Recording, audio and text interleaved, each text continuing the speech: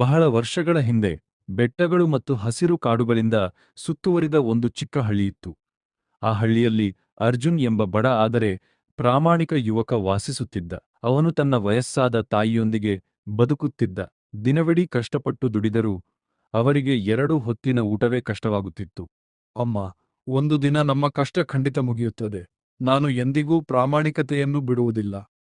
ಮಗನೇ, ಹಣಕ್ಕಿಂತ ಒಳ್ಳೆಯ ಮನಸ್ಸೇ ದೊಡ್ಡ ಸಂಪತ್ತು. ಅದನ್ನು ಎಂದಿಗೂ ಕಳೆದುಕೊಳ್ಳಬೇಡ.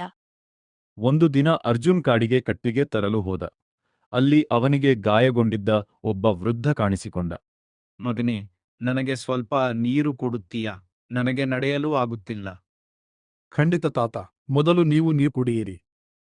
ಅರ್ಜುನ್ ತನ್ನ ನೀರು ಮತ್ತು ಆಹಾರವನ್ನು ವೃದ್ಧನಿಗೆ ಕೊಟ್ಟ. ವೃದ್ಧನ ಮುಖದಲ್ಲಿ ನಗು ಮೂಡಿತು. ನೀನು ಒಳ್ಳೆಯ ಹೃದಯದವನಾಗಿದ್ದೀಯ. ಈ ಹಳೆಯ ನಕ್ಷೆಯನ್ನು ತೆಗೆದುಕೋ. ಇದರಲ್ಲಿ ಒಂದು ಗುಪ್ತ ನಿಧಿಯ ರಹಸ್ಯವಿದೆ.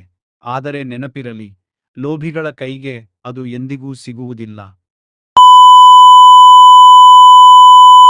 ಅರ್ಜುನ್ ನಕ್ಷೆಯನ್ನು ತೆಗೆದುಕೊಂಡು ನಿಧಿಯನ್ನು ಹುಡುಕಲು ಹೊರಟ. ಆ ನಿಧಿ ನನಗೆ ಬೇಕು. ಅರ್ಜುನ್ನು ಹಿಂಬಾಲಿಸಿ ಕದ್ದು ತರುತ್ತೇನೆ. 1 hour later. ಹಲವು ದಿನಗಳ ಪ್ರಯಾಣದ ನಂತರ ಅರ್ಜುನ್ ಒಂದು ಪ್ರಾಚೀನ ಗುಹೆಯ ಮುಂದೆ ತಲುಪಿದ. ಬಾಗಿಲಿನ ಮೇಲೆ ಒಂದು ಬರಹ ಇತ್ತು. ನಾನು ಯಾವುದೇ ಸ್ವಾರ್ಥಕ್ಕಾಗಿ ಬಂದಿಲ್ಲ. ನನ್ನ ತಾಯಿಗೆ ಒಳ್ಳೆಯ ಜೀವನ ಕೊಡಲು ಮತ್ತು ಹಳ್ಳಿಯವರಿಗೆ ಸಹಾಯ ಮಾಡಲು ಬಂದಿದ್ದೇನೆ. ಅಷ್ಟರಲ್ಲಿ ಗುಹೆಯ ಬಾಗಿಲು ನಿಧಾನವಾಗಿ ತೆರೆದಿತು. ಒಳಗೆ ಚಿನ್ನದ ನಾಣ್ಯಗಳಿರಲಿಲ್ಲ.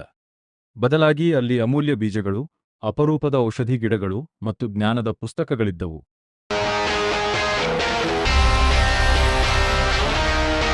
ಇದೇ ನಿಜವಾದ ನಿಧಿ. ಇವುಗಳಿಂದ ಇಡೀ ಹಳ್ಳಿ ಸಮೃದ್ಧವಾಗಬಹುದು. ಇದು ಎಲ್ಲವೂ ನನ್ನದು. ಜಮೀನ್ದಾರ ಲೋಭದಿಂದ ಒಳಗೆ ಓಡಿದ. ತಕ್ಷಣವೇ ಗುಹೆಯ ಬಾಗಿಲು ಮುಚ್ಚಿಕೊಂಡಿತು. ಅವನು ಭಯದಿಂದ ಕ್ಷಮೆ ಕೇಳಿದ. Emotional, damn it! ನಾನು ಯಾರ ಮೇಲೂ ದ್ವೇಷ ಇಟ್ಟುಕೊಳ್ಳುವುದಿಲ್ಲ. ಅವನನ್ನು ಹೊರಗೆ ಬಿಡಿ. ಅರ್ಜುನ್ನ ಒಳ್ಳೆಯ ಮನಸ್ಸನ್ನು ನೋಡಿ ಗುಹೆಯ ಬಾಗಿಲು ಮತ್ತೆ ತೆರೆದಿತು. ಜಮೀನ್ದಾರ ತನ್ನ ತಪ್ಪನ್ನು ಅರಿತು ಕ್ಷಮೆ ಕೇಳಿದ. ಅರ್ಜುನ್ ಆ ಬೀಜಗಳನ್ನು ಹಳ್ಳಿಯಲ್ಲಿ ನೆಟ್ಟನು. ಕೆಲವೇ ವರ್ಷಗಳಲ್ಲಿ ಹಳ್ಳಿ ಹಸಿರಿನಿಂದ ತುಂಬಿತು. ಔಷಧಿ ಗಿಡಗಳಿಂದ ಜನರ ಆರೋಗ್ಯ ಸುಧಾರಿಸಿತು. ಯಾರೂ ಹಸಿವಿನಿಂದ ಬಳಲಲಿಲ್ಲ. ಮಗನೇ, ನಿಜವಾದ ನಿಧಿ ಚಿನ್ನವಲ್ಲ, ಒಳ್ಳೆಯ ಮನಸ್ಸು ಮತ್ತು ಜ್ಞಾನವೇ ದೊಡ್ಡ ಸಂಪತ್ತು. ಆ ದಿನದಿಂದ ಆ ಹಳ್ಳಿ ಎಲ್ಲರಿಗೂ ಮಾದರಿಯಾಯಿತು. ಅರ್ಜುನ್ ಹೆಸರು ದೂರದೂರಿಗೂ ಹರಡಿತು.